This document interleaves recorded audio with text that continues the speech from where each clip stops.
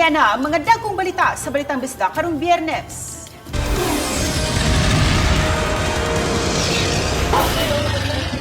Lalaking PWD gitabangan og kulata sa grupo sa mga lalaki. 64 anyos nga lalaking ex-convict gidunggab patay sa Talisay City. Pagbuto sa usa ka establishmento sa Tagbilaran City na huli camp. Ug unom ka mga tinun-an sa Region 7 ug Region 8 nakalangkat og medalya sa Math and Science Olympics sa Thailand. Kini ang GMA Regional TV, Balitang Bisdak. Mayong hapon, ako si Cecil Kibod Castro.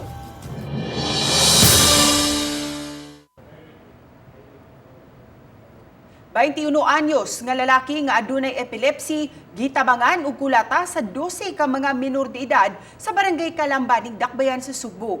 Alan, kanu sa kini nahitabo ug nasayra na ba ang motibo sa pagpangulata ngadto sa biktima? Sas na kuhaan yun og video no ang pagpangdagmal sa mga grupo sa mga minor edad nga to sa 21 anyos sa lalaki na hitabo kini sa barangay Calamba ning Dakbayan sa Sugbo.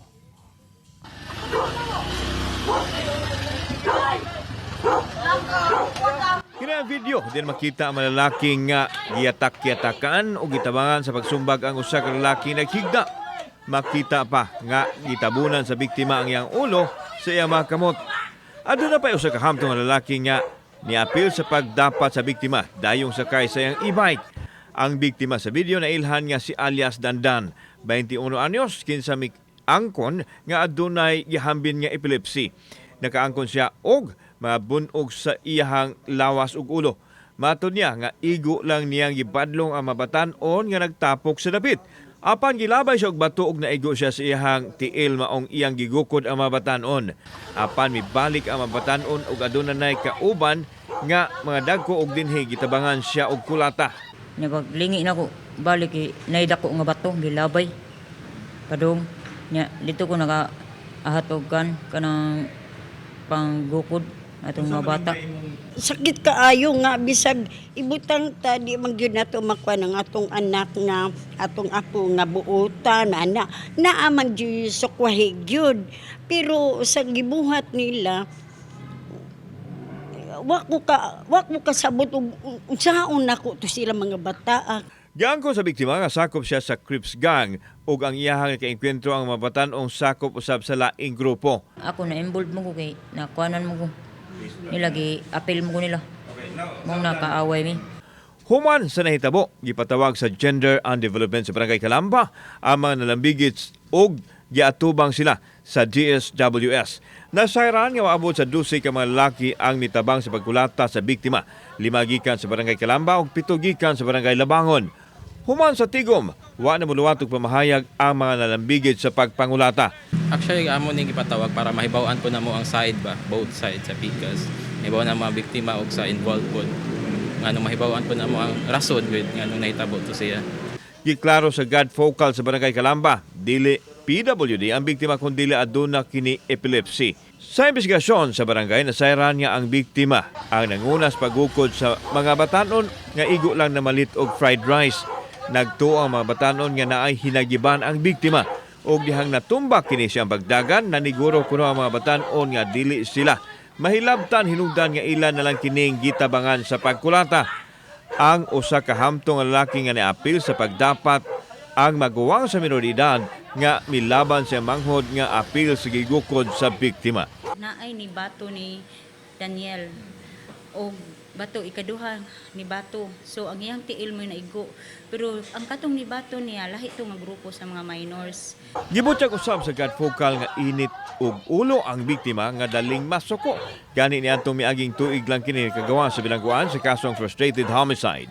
Kanasakitan siya dito na siya na trigger kay naragnako na siya something nga kanang dali gid siya mairita gani kay na kani magong gitaw nga ang kaning biktima is na naman sa ni siya history nga gikan po ni bago ba siyang laya.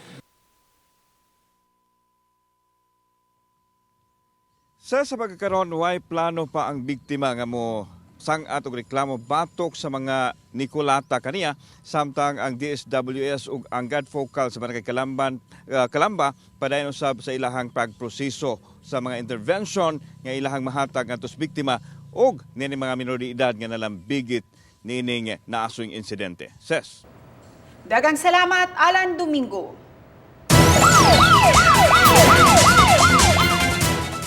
Patay diha-diha ang usa ka 64 anyos nga ex-convict human kini gidunggab sa wa pa mailhi nga mamuno sa Purok Itil-Itil, Barangay Haklupan, syudad sa Talisay.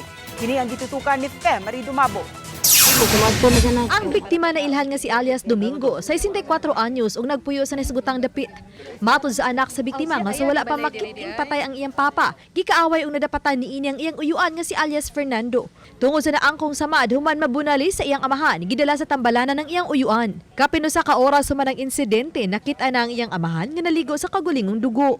Nakaangkod og unom kasama dinunggaban sa lain-laing parte sa lawas ang iyang papa nga niadtong tungura nagsagop og tubig para ikaligo. Wala pa'y matudlo nga nagbuhat sa krimen. Matod sa asawa sa biktima nga nabilanggo ang iyang bana, 20 katuig na ang nakalabay gumikan sa kasong pagpatay. Gumikan sa iyang pagkabilanggo na buwag silang duha. Kung ang anak ug asawa ang pasultion, di mayano og kalupig ang biktima kay kamao kini mangamot. Nagduda sila nga gitabangan ang biktima ug adunay laing tawo nga nidunggab kaniya. Wala kay kanay siya kay di naman dyan ikuha na yung utok po masuko nagkadlit ana. Pero nakitaan pa ni siya gabi karon lagi ni tabuan. Karon pa bumunta ko ang naglalis daw sila niya. Pero nadana to sa ospital Sige. si Duding. Katong uyuan nimo ang Ang niya human. Nagsagod pa ni siya pagbalik na niya. Wala na to kung tiyo dire nadana sa ospital. So posibleng laing tao. Lain tao siguro dito ko ano. Aduna nay person of interest ang Talisay City Police ug nagpaday ng ilang hot pursuit operation batok sa mamumuno. Personal grudge ang gitan-aw nga motibo sa krimen. Uban ni Cleofer Lumayag ug Clans Gabutin. Fe Marie Dumabo. Balitang Bisdak. Sa lungsod sa Argao, nasikop sa Argao Police ang giilang gun for hire o giingong notadong sakop sa usa ka robbery group. Atul kini sa pagpatuman sa warrant of arrest pasado alas 4 kagahapon sa hapon sa Barangay Apo. Matud ni Police Major Janus Giangan ang hepe sa Argao Police nga nasikop ang 38 anyos nga lalaki nga adunay mga kaso sa kawat sa probinsya ug sa metro cities. Ingon man lalambig usab sa pagpamusil. Sikop usab ang kaubang 19 anyos nga lalaki nga may bunot matud pa og armas dihang gipatuman ang warrant. Nakuha gikan kanila ang duha ka mga 45 kalibreng armas ug mga bala. Nasakmit usab sa ilang posisyon ang mga pakete sa gidudahang shabu nga gibana-banang mubalor og 170,000 pesos. Nakuhaan sa CCTV ang pagbuto sa usa ka establishmento sa Barangay Dampas, Tagbilaran City, Bohol kaganihang kadlaw. Nasayran nga moabli unta karong adlaw ang fast food chain sa maong commercial building dihang nahitabo ang insidente. Nakamugna kini og blackout gikan sa Dampas hangtod sa Capitol Valley. Matud sa post ni Tagbilaran City Mayor Jane Yap. Nahibalik ra ang supply sa kuryente human sa usa ka oras. Ang insidente nakamugna og kadaot sa mga tapad nga mga establishmento. Padayon ang clearing operations tungod sa nagkatag nga mga buak nga bildo ug debris sa maong dapit. Walay natala nga nasamdan o namatay. Giabisuhan sa otoridad ang publiko nga likayan una ang pag-agi sa maong lugar. Samtang nagpadayon pa ang investigasyon sa hinungdan sa insidente. Walay giluwatan nga pamahayag ang franchisee sa nahisgutang fast food chain dihang gisuwayan pagkuha sa GMA Integrated News ang ilang habi. Taliwasan nagpadayong pagtrabaho sa parte sa Cambugaong Bridge sa Paknaan, Mandawi City, mihangyo ang city official sa mga motorista nga mogamit sa alternatibong agianan. Kini ang usa sa nahisgutan atul sa team board meeting sa Mandawi City. Si Mayor Jungki Iwano ang ni-preside sa meeting isip chairman. Hinumduman karong buwan sa Agosto, gitrabaho ang maong dapit kun diin adunay road closure. Ang usa sa duha ka mga taytayan sa Cambugaong ang mas ubos og elevation ang gitrabaho. Ipa-elevate kini tupong sa laing taytayan. Hinumduman ang lugar apektado tungod sa mga pagbaha kung grabe ang taas sa level sa Butuanon River. Ako mismo nakaagi na ko sa alternate route na to. Muna among gihangyo na kung pwede katong mga lighter vehicles on peak hours lang dito moagi sa alternate route na to. Kaduhan lagi ko ni agi dito. Mo divert ba? Ba't naman kung si uban nga dili mas ganahan sila, mas lang mosunod sila sa traffic ba? Nya anak na magyaw-yaw sa social media. Kini ang GMA Regional TV, Balitang Bisdak.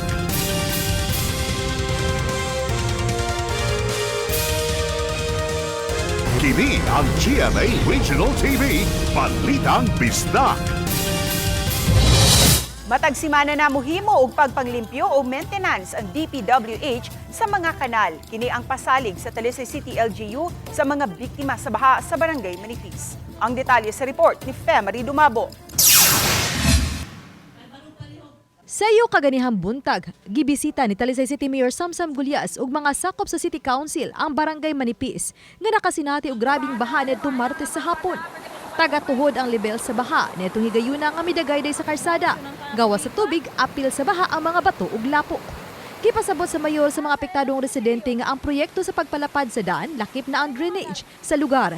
Iya sa Department of Public Works and Highways kun DPWH. Apan iyang gipasalig nga iyan ang nakaistorya ang DPWH aron masulbad ang problema sa baha sa daling panahon. Ang gitumbok nga hinungdan sa problema, drainage sa lugar. Ang long-term solution, dapat ang DP o kuyog sa barangay para masulbad ang problema.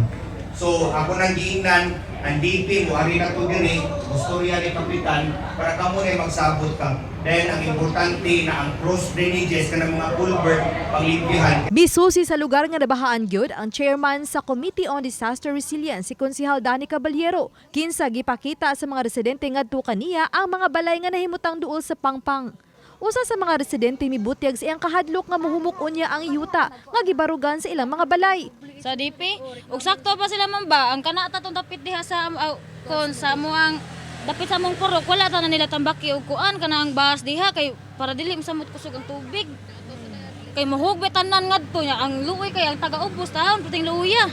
Pero manghinaot sa lagimi nga ang DP sad mo kuan sad sila ba motuman sad sila. Sa chairman sa Committee on Disaster, magtinabangay lang kita nga kinahanglan og naagay mga concern sila ilagay i-address diri sa atong opisina ug di sa opisina sa mayor kay para ma-call ang attention sa taga DPWH. Nangadlawon si mayor diri, yag yung gianhining dapita kay mao man hanukan nga kining dakong tubig nga dibulog ni dapita. Atol sa pagbisita sa lugar sa mga opisyales sa Talisay City Hall, gihimo usab ang pagpanghatag og tag 5 ka kilong bugas ug mga dilata sa apektado sa baha.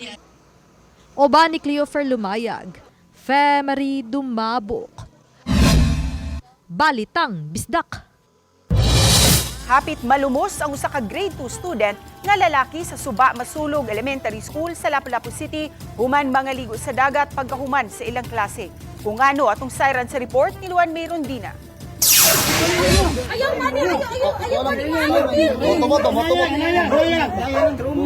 Daling gitabang sa mga residente sa Suba Masulog tumoy kining 7 anyos nga grade 2 student. Human gipahibaw sa usa sa mga classmates nga nalumos kini. Nahitabo ang insidente hapon ni adtong Miyerkules. Mikuyog si Mark, di tinuod nga pangan, sa duha niya ka mga classmates nga pareho niya og mga edad, kauban ang manghod sa usa sa ilang mga classmates nga mga ligo og dagat. Usa sa ilang mga classmates nagpuyo ra usab duol sa dapit diin sila nangaligo. Dihang nahibawan ang gidangatan ni Mark, daling misawm ang amahan sa iyang classmate. Ako to lang gisinggitan permiro nga ay mo kuan kay nagtaob lawom ba. Na mo to pagkataod ngaligo sila sa upat. Taod ba gyud nisinggit akong bata nga ang iya ko nung kauban ni ning sawom ba niya una kabalik og wala katunga ba. Mo to ni dagan ko lapadung nila diha. Mo tana ko asa dapit. Nisinggit sa na diha sa dagat. Mo to ako siyang gisawom, pero meron akong sawom, wala ko siya makuha. Wala ko makiti, bagay nilundag naman siya. Pag ikaduhan akong sawom, nasindulan ko sa siyang tiil. Nga mo to, nibalik kong sawom.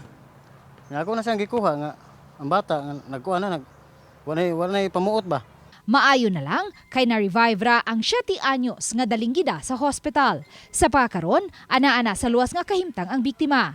Apan padayon pa kining gipaubos sa dugang eksaminasyon kay matud pa ubay-ubay nga tubig dagat ang nainom sa bata. May naman kuno ang nasbaga ang tubig lang kuno dagat may daghang nainom ang hugaw nga dagat ba. Wala pa may kuan ang doktor inyo naman nga i-expi pa daw balik. Matod sa inahan sa bata nga hapit malumos, dili makamao mulangoy ang iyang anak o gikatahong gitukmod kini sa usa sa iyang mga classmates. Mahadlok na siya glauman. Basig naligo na siya, kaya wala gigit ko sa akto ba.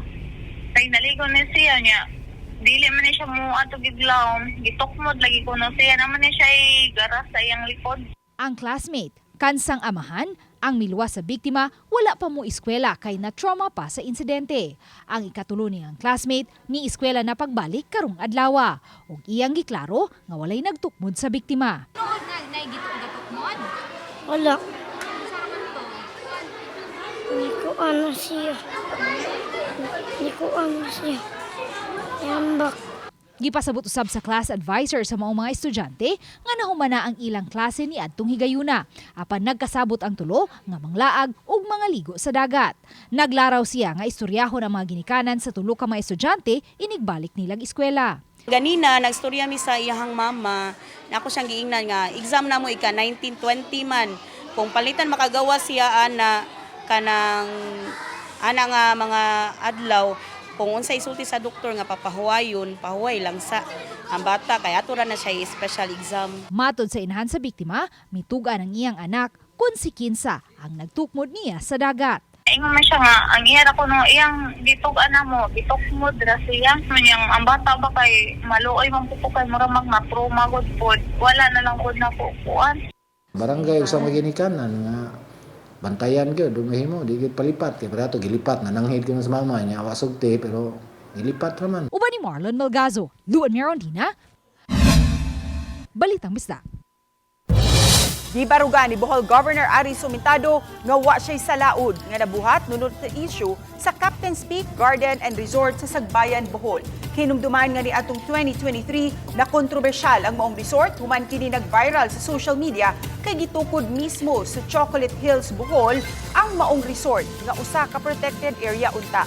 Gumikan ni ini gisuspenso sud sa 6 ka buwan sila si Governor Aumentado uban ang pipila ka mga mayor ug mga respondents. Karong bag-o ni pagawas ang ombudsman og resolusyon diin girekomendar sa ahensya ang pagpasaka og criminal case batok kang Aumentado.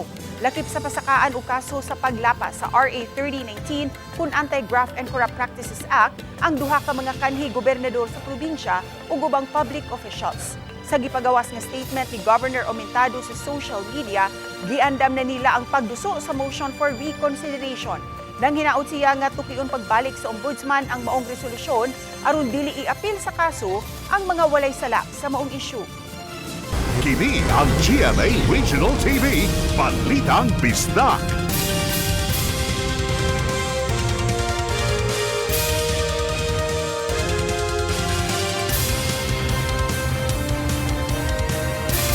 Kini ang GMA Regional TV, Balitang Bisdak. Giimplementar sa LGU sa Mandawi City ang estratehiya alang sa mga naglatagaw nga mga iro sa kadalanan sa maong syudad. Ang estratehiya nga gitumong para sa komunidad, sayran sa report ni Nico Sereno.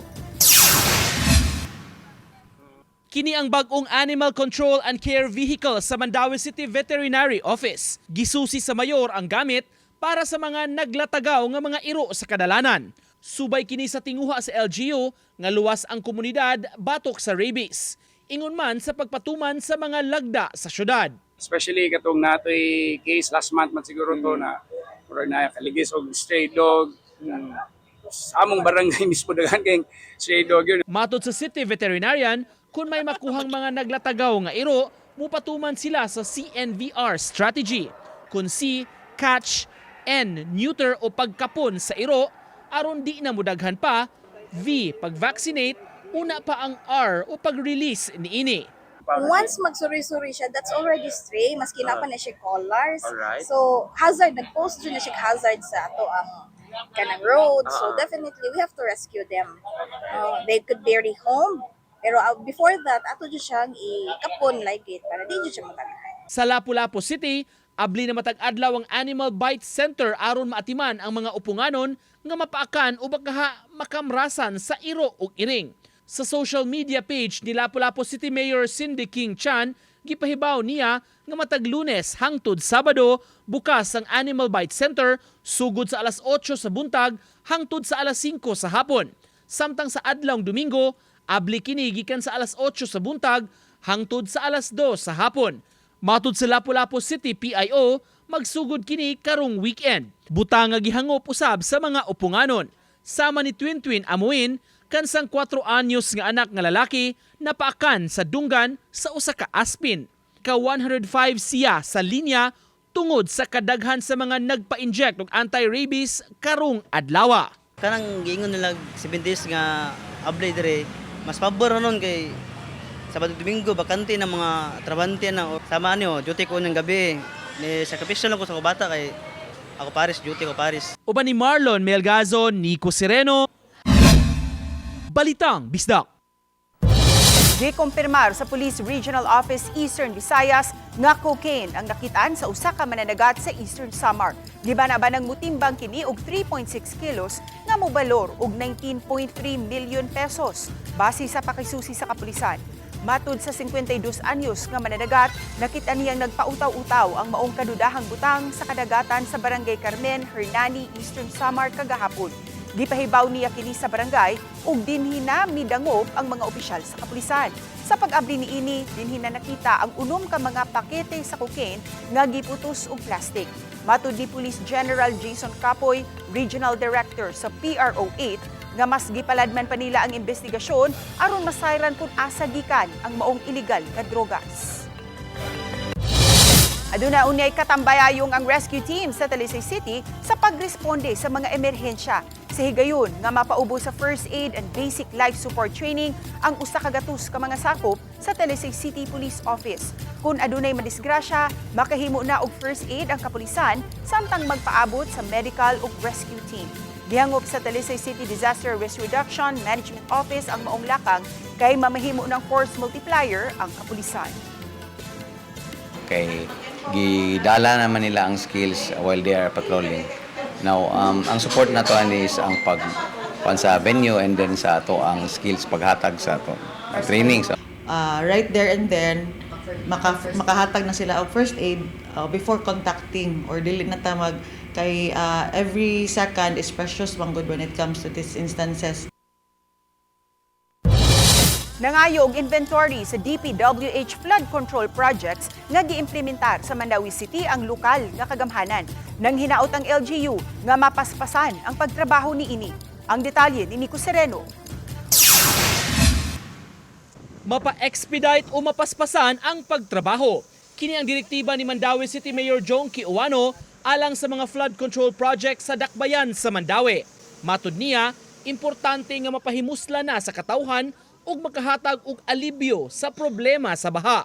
Wala tanangan kun ha, akong klarohon, expedite, fast track ang pining mga ongoing projects diri sa city para mapahimuslan din sa katawhan. I said before, kung taga-liog, taga-tuhod na lang, para at least passable.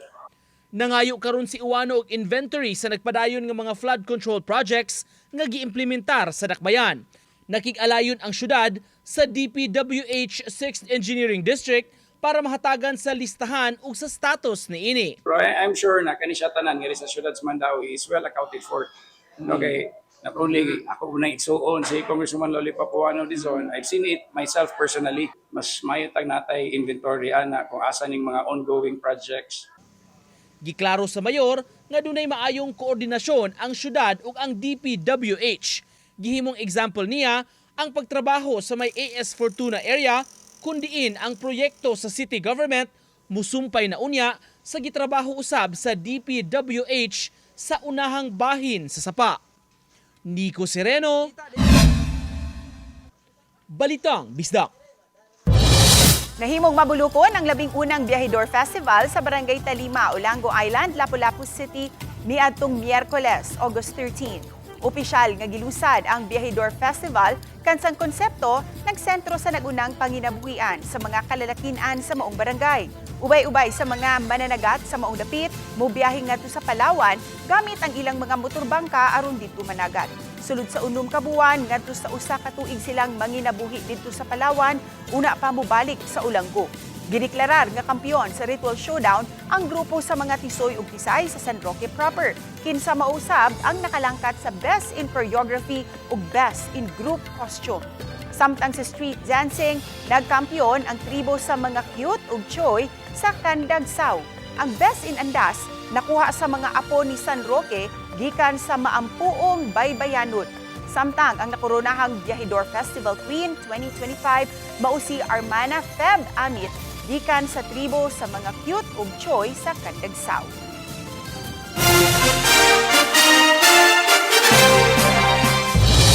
Gisugat og mga tamis nga pahiyom sa mga tinun-an sa Tabunan Integrated School ning Dakbayan sa Sugbo ang pag-abot sa mga pribadong grupo, kasundaluhan ug Coast Guard sa ilang dapit. Gisuklian ug pasalamat sa mga tinun-an ang giapod-apod nga mga school supplies. Nasudlan usab ang tiyan pinaagi sa feeding program ug nakapahimo sa libreng tubig. Gawas sa mga tinun-an, nakapahimos usab ang mga ginikanan sa libreng medical mission. Moabot sa 150 ka mga tinun-an sa naasuntunghaan ang nakabenepisyo sa maong kalihukan.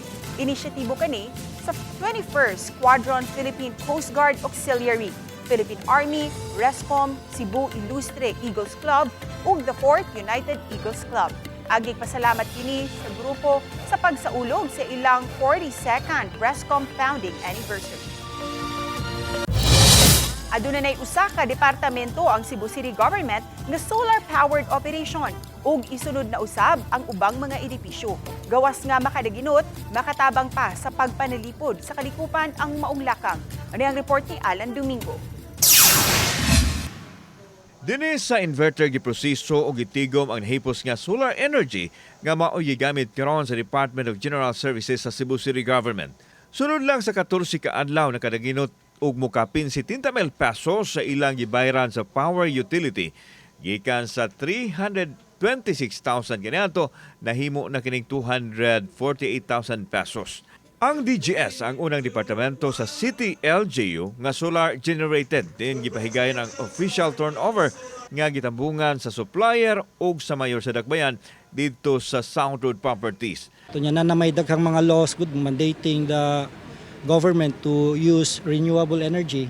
In fact, usana na sa law, national law nga 10% of the fleet should be electric vehicles.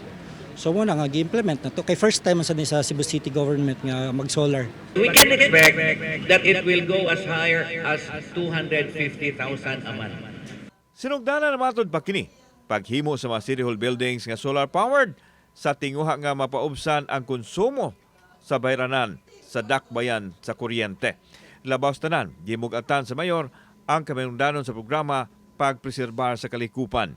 Ako untang plano, including sa library, which we promise na mabutang nato before December.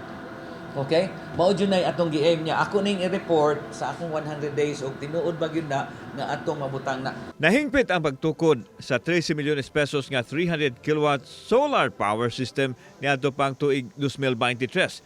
Migamit kini og 462 solar panels nga maoy gipaandam sa heavy machinery ug warehouse operations nga nakinahanglan lang og ubos nga kantidad sa gastuhan sa iyang maintenance.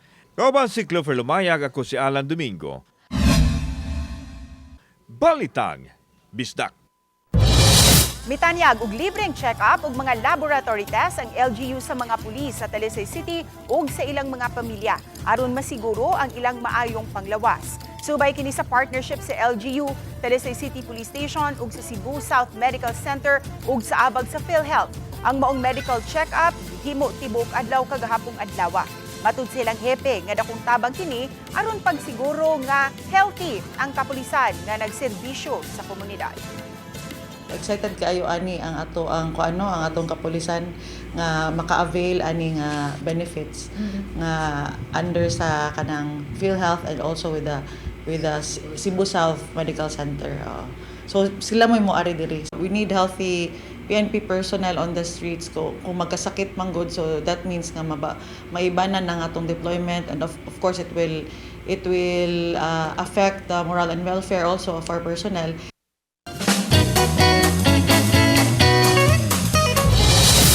Nakalangkat og mga medalya ang unom ka mga tinun-an gikan sa Central ug Eastern Visayas atol sa Siam International Science and Math Olympics nga gipahigayon sa Bangkok, Thailand. Nagbinugtong nga taga-Sugbo si Kirsten Candice C., grade 11 student sa Southwestern University nga midaog sa first runner-up sa Math ug Science ubos sa senior secondary level. Dakip siyang nauli ang pasidungog nga World Star Award, Sim Solver Award ug Legendary Award. Ang laing 5 ka mga tinun-an nga nakamedalya gikan sa Northern Samar. Ang 2 ka mga tinun-an sa Allen National High School nga sila si Mark John Bulawan ug Jose Andres Suwan, parehong nakasungkit og silver medal. Samtang ang grade 10 student sa Las Navas National High School nga sila Celine Joy de Alca ug Jaden Tulin nakasungkit og silver o bronze medal. Bronze medal usab ang nadawat ni Hailey Bell Tenedero gikan sa University of Eastern Philippines. Ang ilang kadaugan ug garbo nga gidala sa atong nasod nagpamatuod lang na okay kayo. Kami ang GMA Regional TV palitang bisdak. Kinatibuk ang pwersa alang sa mas dakong misyon ug mas halapad nga pag-alagad sa nasod. Maayong hapon mga kapuso ug happy weekend kanatong tanan.